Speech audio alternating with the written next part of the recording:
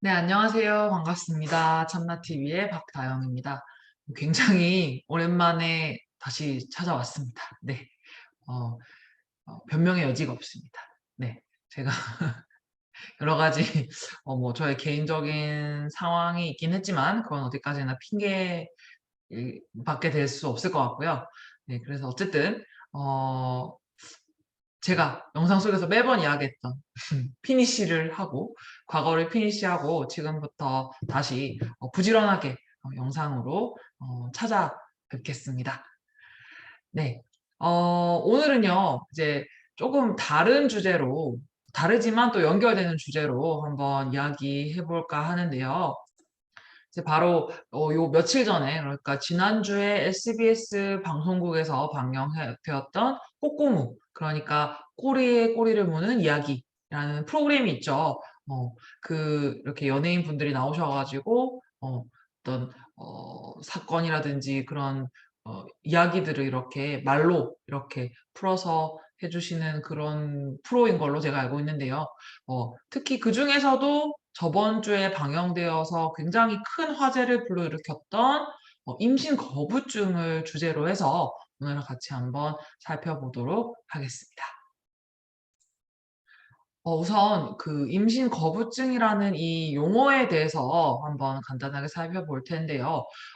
저도 이 용어가 굉장히 생소해 가지고 검색을 해 보니까 이제 영어로는 denial of pregnancy라고 해서, 다시 말하면 임신하는 것 그 자체를 거부하는 증상이라고 아마 해석될 수 있을 것 같습니다.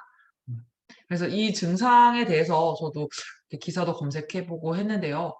그렇게 많은 자료들이 있진 않았지만 그 내용들을 간단하게 추려보면, 이 임신 거부증의 증상이 있는 산모라면 임신을 하더라도 임신을 본인이 하더라도 그 임신으로 인해서 우리에게 많은 다양한 신체적인 변화들이 일어나는 게 자연스럽잖아요. 그런데 이 임신 거부증이 있는 산모에게는 이런 신체적 변화가 크게 드러나지 않아서 본인의 임신 사실을 끝까지 알아차리지 못하는 경우, 이런 경우들을 포함해서 임신 거부증이라고 한다고 합니다. 그래서 예를 들면 임신을 하면 우리가 보통 가지고 있는 간단한 어떤 변화들이 있잖아요. 예를 들어서 생리가 멈춘다든지, 아니면 배가 개월수가 지날수록 배가 불러온다든지, 이런 여러 가지 어떤 호르몬의 변화라든지 어떤 신체적인 변화들이 일어나기 마련인데, 이제 임신 거부증이 있는 산모 같은 경우에는 임신을 했음에도 불구하고 계속적으로 생리를 지속한다든지, 아니면 배가 그렇게 많이 불러오지 않아서 본인이 임신했다는 사실을 인지하지 못하는 경우들이 여기에 해당된다고 할 수 있겠습니다.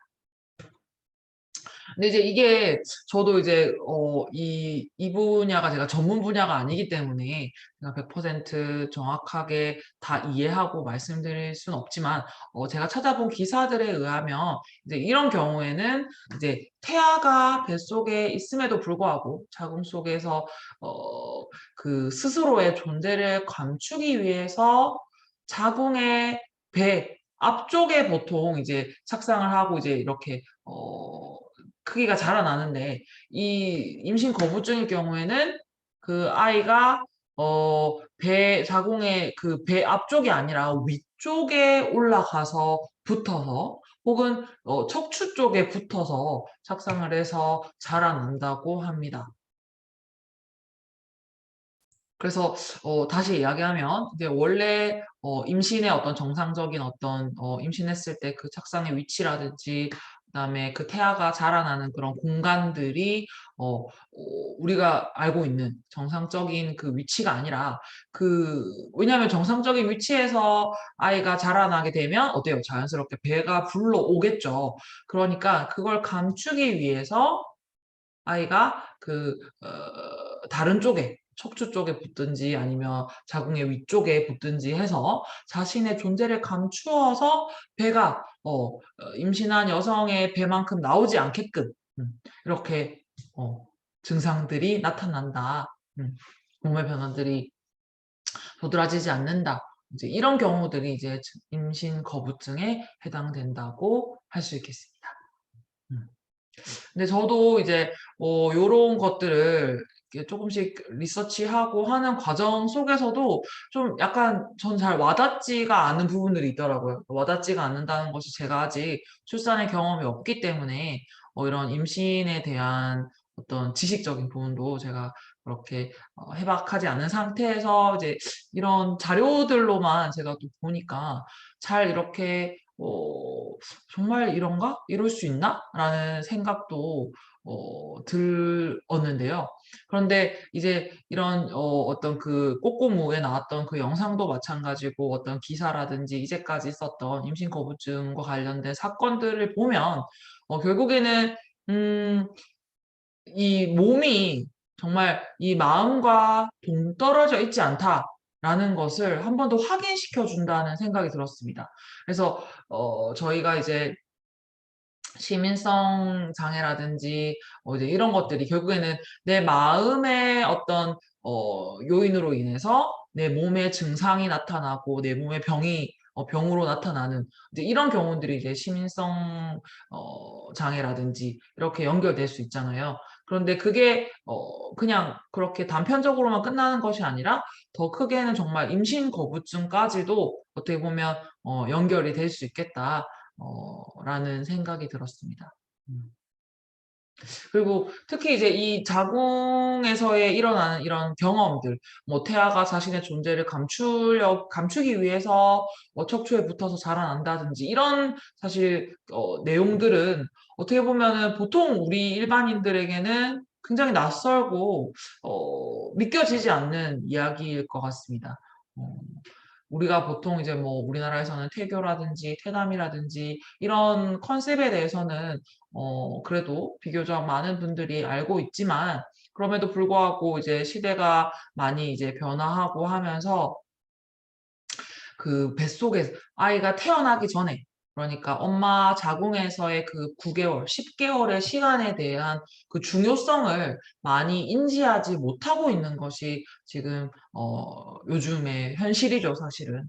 어 그래서 그러다 보니까 어떤 태교라든지 태담이라든지 이런 것들이 정말 중요한 부분임에도 불구하고 굉장히 가볍게 넘기거나 혹은 전혀 이것들에 대해서 고려하지 않고 외면하는 경우가 많이 있습니다.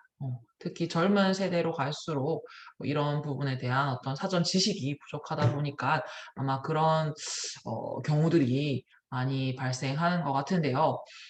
제가 오늘 저희 참나TV에서 이 임신 거부증을 가지고 이야기할 부분들이 이제 임신 거부증이 결국에는 저희가 이제 앞으로 제가 이 저희 채널에서 다루게 될 핵심 감정 그리고 자궁 상담 이론하고 를 빼놓고서는 이 임신 거부증에 대해서 이해하거나 설명하기가 어렵다 라는 생각이 들었습니다. 그래서 요 자궁 상담이라든지 이 핵심 감정과 연결해서 오늘 한번 오늘 그리고 다음 영상에 이어서 같이 한번 조금 살펴보는 시간을 가지겠습니다. 자, 그러면 이제 여기서 의문이 드는 것이 그렇다면 태아는 왜 임신이 되었을 때 엄마의 자궁 속에서 자신의 존재를 감추려 하는가 하는 요 부분이 이제 의문이 들 수 있겠는데요. 이제 여기에서 결국의 핵심은 산모의 심리적인 요인으로 인해서 이런 임신 거부증으로 연결되고 태아가 자기의 존재를 감추기 위해서 자궁의 위쪽이나 아니면 척추 쪽으로 자리를 잡는다든지 아니면 몸의 증상이 이렇게 호르몬이라든지 이런 변화들이 도드라지게 드러나지 않는다든지 요런 것들이 결국에는 산모의 상태 산모의 심리적인 요인하고 연결된다라는 것이 핵심인데요. 이와 관련해서 동서심리상담연구소의 김경민 소장님께서는 요 부분과 관련해서 여러 가지 이제 이야기들을 소장님의 블로그에도 이렇게 남기셨는데요. 그것들을 좀 인용해서 같이 한번 살펴보도록 하겠습니다. 우선 김경민 소장님께서는 제가 이전 영상에서도 여러 번 언급을 드렸습니다. 그쵸? 그래서 참나탐구 영상과 관련해서 어, 아주 오랜 시간 동안 수련해 오시고 이제 그거를 또 이렇게 보급화 하시는 데 집중을 하셨는데, 그와 동시에 이제 지난 30년 동안 자궁 상담과 핵심 감정에 대한 어떤 굉장히 풍부한 연구와 임상 치료를 직접 해 오셨습니다. 그래서 요것과 관련해서 이제 소장님의 어떤 블로그 글을 제가 좀 많이 인용을 해서 이야기를 좀 해볼까 합니다. 그리고 이 자궁상담과 핵심 감정은요, 제가 이번 이 임신 거부증과 관련된 영상을 출발점으로 해서 앞으로 시리즈로 해서 핵심 감정과 자궁 상담에 대해서도 한번 영상으로 다뤄보도록 하겠습니다. 자, 우선 소장님께서 블로그에 이렇게 남기신 이 임신 거부증과 관련된 이야기들을 살펴보면요, 가장 이제 중요한 부분이 바로 이 태아가 자궁에서 경험했던 것이, 태아가 엄마의 뱃속에서 자궁에서 9개월에서 10개월 동안 했던 그 경험이 자신의 그 한평생, 일생 동안에 그 사람의 성격으로 자리 잡아서 끊임없이 반복적으로 자궁에서 했던 경험을 끊임없이 반복적으로 재경험하게 되고, 그게 결국에는 지금 현재 이 자신의 삶에까지 영향을 미쳐서 어, 그 그렇게 살게 된다라는 이야기를 하셨습니다.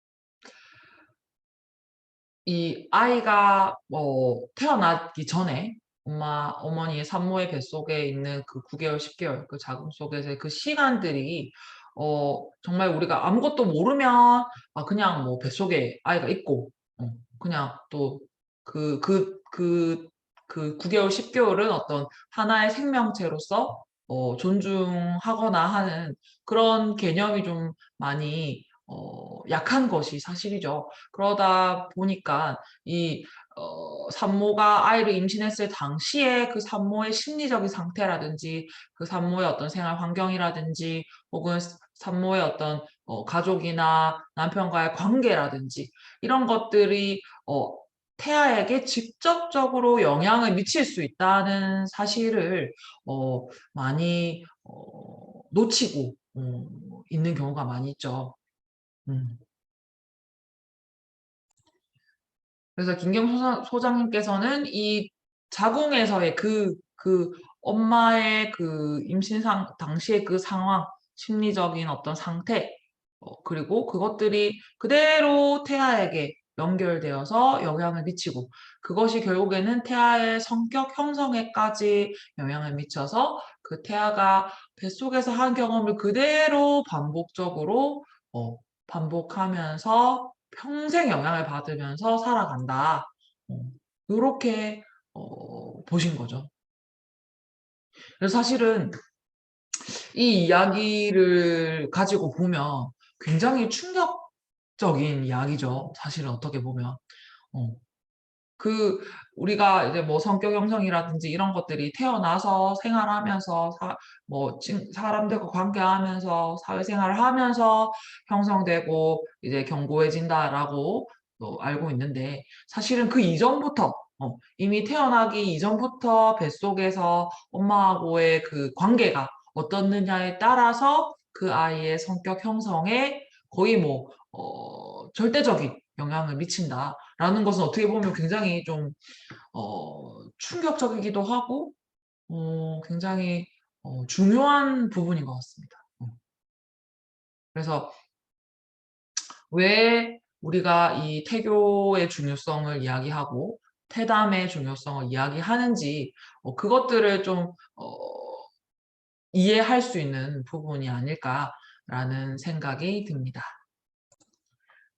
네, 제가 이 임신거부증에 대해서 또 이야기를 하다 보니까 또 생각보다 또 이 말이 좀 길어진 것 같습니다.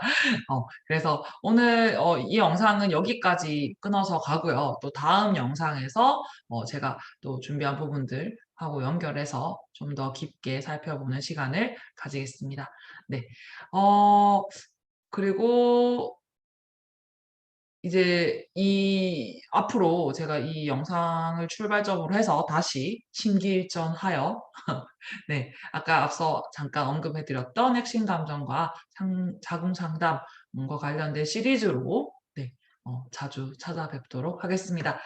네, 오늘도 이렇게 귀한 시간 함께 해 주셔서 감사드리고요. 저희는 조만간 네, 다른 임신 거부증과 관련된 또 다른 영상으로 뵙겠습니다. 감사합니다.